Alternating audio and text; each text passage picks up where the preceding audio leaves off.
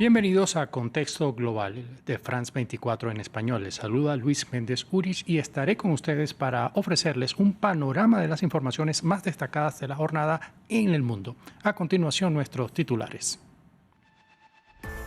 El grupo Hamas hizo público los nombres de los 3 rehenes que liberará este sábado. Se trata de 3 civiles, 2 secuestrados en el kibbutz de Be'eri y 1 en el festival Nova. A cambio, el gobierno israelí anunció que serán excarcelados 183 prisioneros palestinos. La Corte Penal Internacional condenó el decreto de Donald Trump en la que el republicano impuso sanciones contra el tribunal. La presidenta de la CPI rechazó la medida a la que calificó de ataques graves contra el orden internacional. La violencia sexual contra los niños en Haití se multiplicó por 10 el año pasado. Esa es la advertencia que ha hecho UNICEF, que también alertó sobre un aumento del 70% en los casos de reclutamiento de menores en el país por parte de las pandillas.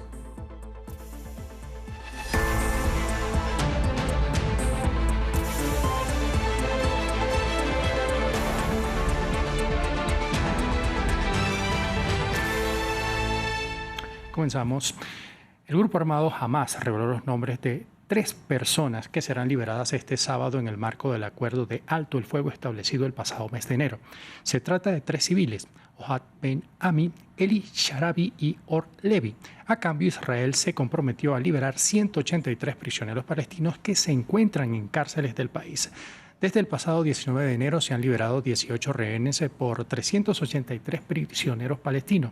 Se estima que al finalizar la primera etapa del acuerdo prevista para dentro de 3 semanas, un total de 33 rehenes y alrededor de 1.900 prisioneros sean liberados. It was a nightmare. Fue una pesadilla, tan simple como eso, 490 días de los peores 490 días de mi vida, para nuestras vidas.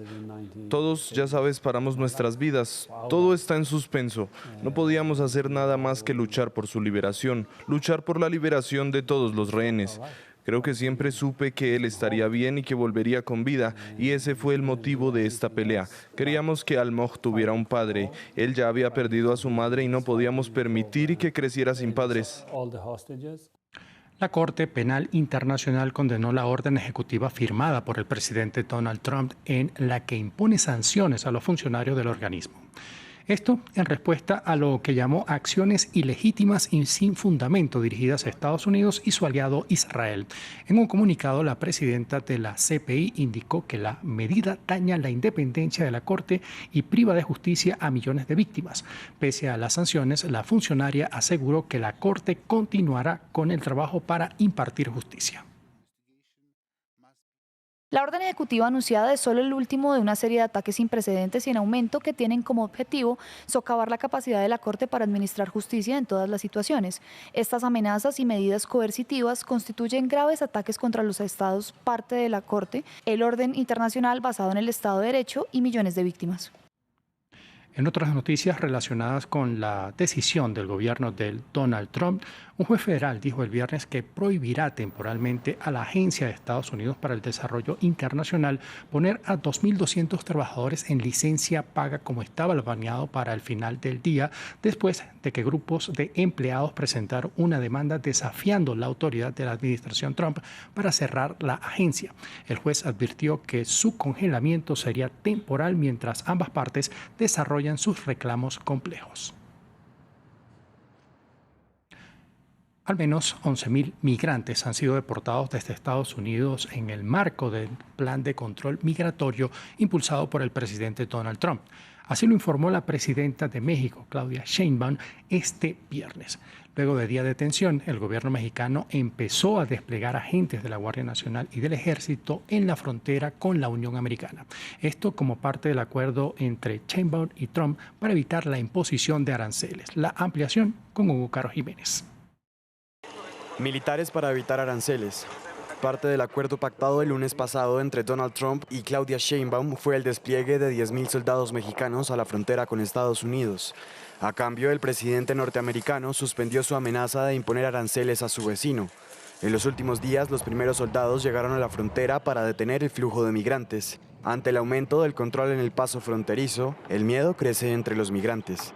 Soy mexicana, ¿verdad? Pero pues tenemos temor de que, pues, ¿para qué están haciendo eso? En vez de darnos una oportunidad para ir a trabajar y tener un futuro mejor y un plato de comida, nos están rechazando. Y sigo teniendo fe de que él, pues, pueda darnos la oportunidad de poder ingresar, ya sea legalmente, porque ilegal, pues, es muy peligroso. Nosotros lo intentamos y la verdad que sí nos dio un poco de miedo, más por las niñas.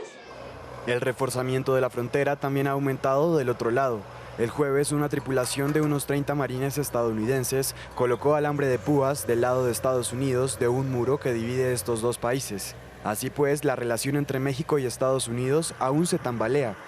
Este viernes, Claudia Sheinbaum reiteró que el acuerdo prevé que Washington luchará contra el tráfico de armas y los cárteles. Hay una parte importante que ellos tienen que hacer en su propio país. ¿Cuál es la distribución final en las calles de las ciudades?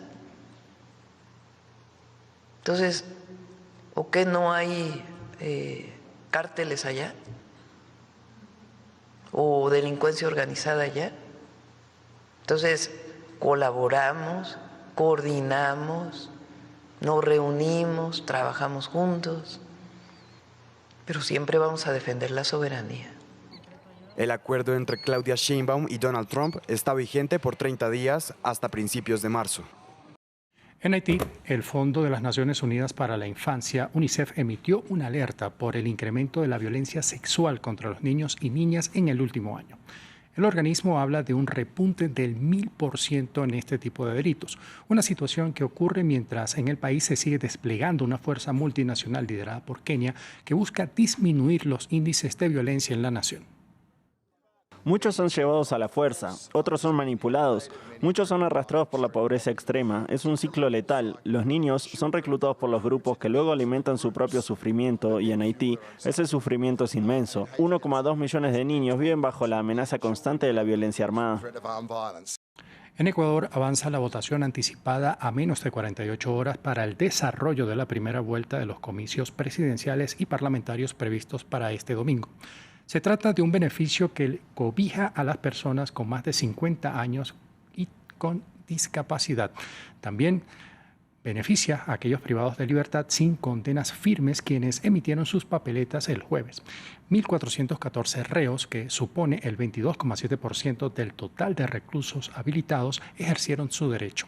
Para las elecciones del próximo domingo están habilitados 13,7 millones de electores que deberán elegir entre 16 duplas, a las cuales le piden muchos cambios para la nación.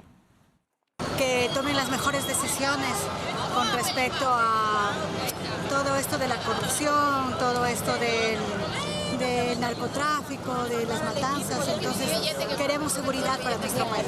Se espera que la persona que llegue a gobernar Ecuador pues gobierne bien, tranquilamente, transparentemente y puedan hacer un buen trabajo para el beneficio de nuestro país. En Suecia, el primer ministro anunció este viernes una campaña para imponer controles más estrictos para el acceso a armas. Esto tras el ataque ocurrido el martes en un centro educativo para adultos en Örebro, a 200 kilómetros de Estocolmo, y que dejó 10 muertos. Este es el ataque más grave en la historia del país. Asimismo, se busca también prohibir ciertos rifles de alto calibre. El informe es de Jesús Yahuri. Suecia busca endurecer controles para la compra de armas y prohibir rifles de alto calibre. Esto como respuesta al ataque en Örebro, el más letal en la historia del país, que dejó 10 muertos. El primer ministro anunció las medidas este viernes, 3 días después del tiroteo en la escuela del campus de Riberska por un atacante identificado como un ex recluso sueco de 35 años que se suicidó tras el asalto. Se trata de endurecer la normativa para obtener el permiso de tener licencias de armas. Se trata de prohibir ciertos tipos de estas armas semiautomáticas y también añadimos otra propuesta, que la policía y los servicios sociales tengan más posibilidades de investigar si hay razones médicas para no conceder a una persona una licencia de armas. El gobierno ha acordado con los partidos robustecer el proceso de investigación a solicitantes de licencias para el acceso a armas. armas. Además, se tomarán medidas enérgicas contra algunas armas semiautomáticas. Específicamente, Suecia quiere prohibir el AR-15, un rifle de asalto basado en un diseño militar que ha sido empleado en varios ataques masivos en Estados Unidos. Suecia estima que hay cerca de 3.500 rifles de este tipo autorizados en el país.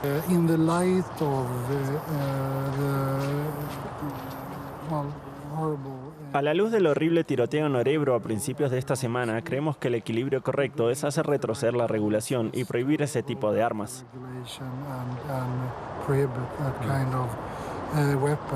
El Centro de Educación para Adultos tiene 2.700 alumnos, de los cuales casi 800 reciben cursos de sueco para inmigrantes, según la autoridad local. Suecia afirma no haber encontrado hasta ahora indicios de un móvil ideológico.